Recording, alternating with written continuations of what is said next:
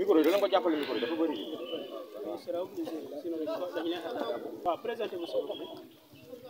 Bonjour, je m'appelle Samsidine Sonko, c'est le secrétaire du Congrès. Et nous sommes venus ici pour manifester notre colère contre le blocage de l'ouverture de notre lycée, construit avec l'autorisation de l'IA Siaka Goudiaby. Ce lycée a été construit avec un bâtiment de 3 salles, un bloc administratif. Voilà, je reviens parce que ce qui a motivé la marche, c'est juste pour exiger l'ouverture du lycée sans délai et sans condition. Et nous sommes venus jusqu'au niveau de la sous-préfecture. Il nous a reçus dans son bureau. Après lui avoir transmis les documents, il nous a fait savoir que les documents seront transmis à qui de droit.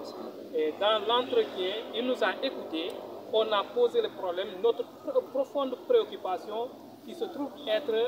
l'ouverture du lycée de Kabylie. Un lycée qui a été construit sur fonds propres des populations de Kabylie. Donc je crois que c'est un acte à encourager à l'endroit des populations. C'est très rare et partout où on pose ce problème, les gens n'en revenaient pas de voir des populations investir, construire des bâtiments modernes, là où l'État dit être combattre les abris provisoires dans les établissements publics, et voilà qu'on leur propose des abris, des bâtiments modernes et que l'État traîne à ouvrir les lycées. Maintenant, on a posé le problème au sous-préfet et il était convenu peut-être de continuer les négociations dans la paix pour aboutir à l'ouverture du lycée. Donc les démarches ne vont pas se limiter au niveau de la sous-préfecture.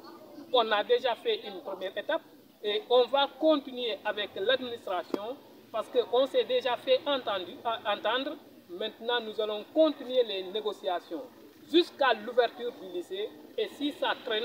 nous nous ferons entendre encore. Et là, je crois, nous n'allons pas nous lasser.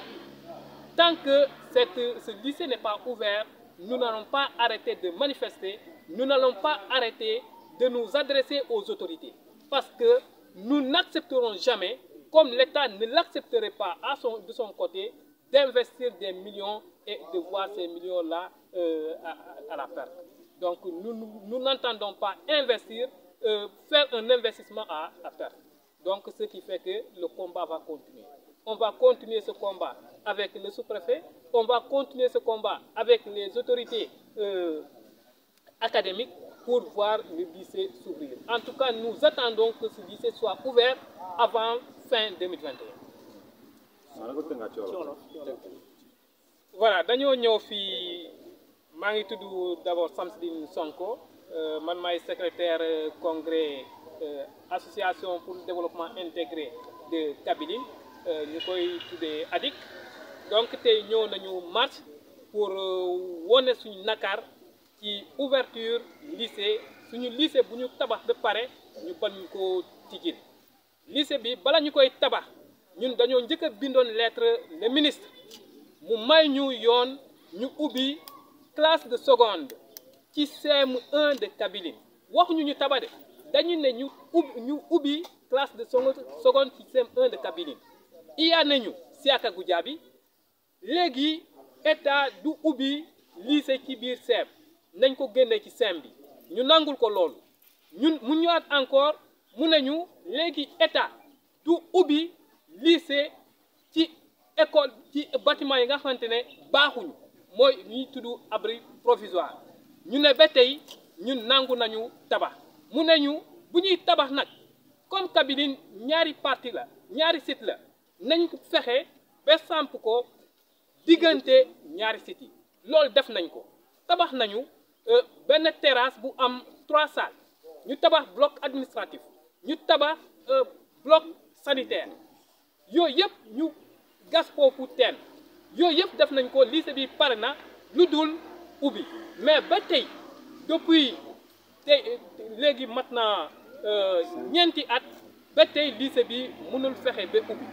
loolu moo ñu jaaxal loolu moo tax xaar nañ ba taay ñu ne dañuy dem ci sous-préfet ñu def marche ñu yëgal Sénégalais yi yëgal réew mi le monde entier ni li état di defal neexuñu ndax état moo ne bëggul abri provisoire Kabylie mu ne ko ñun jàppale nañ la ci loolu tabax nañu ay bâtiment yu bees yu dëgër yoo xamante ne fii ba faw du mu sa yàqu loolu mu am ba pare yaakaar naa état war na jàppale Kabylie war na encourager Kabylie war na ko tàgg sax war na ko décorer devant tous les Sénégalais pour joxe exemple encourager ñeneen ñi di def ni Kabylie di def mais waaye lu ñu constaté lu ñu gis mooy état tey nangu na Kabylie dépensé ay millions lu mot 36 millions dugal ko ci école ba pare mu ñu nar ko perte noonu état fan lay nangu mu dugal ci xaalis ba pare lu tax mu dugal xaalis boobu noonu affaire boobu noonu du fonctionner loolu bu ko nanguwul ñun waa Kabylie duñ ko nangu parce que ñun gëm nañ ni ci Sénégal la ñuy dëkk gëm nañ ne suñu développement ñun ñoo njëkk a taxaw état mu ñëw jàppale ñu mu ñëw encadrer notre développement loolu la ñuy def tey ñëw nañ ba fii sous-préfecture ñu dugg mu accueillir ñu ginnaaw buñ ko joxee documents yi il nous a rassuré que documents yi dina ko jox ay kilifeewam léegi ci loolu dañ ko xamal ni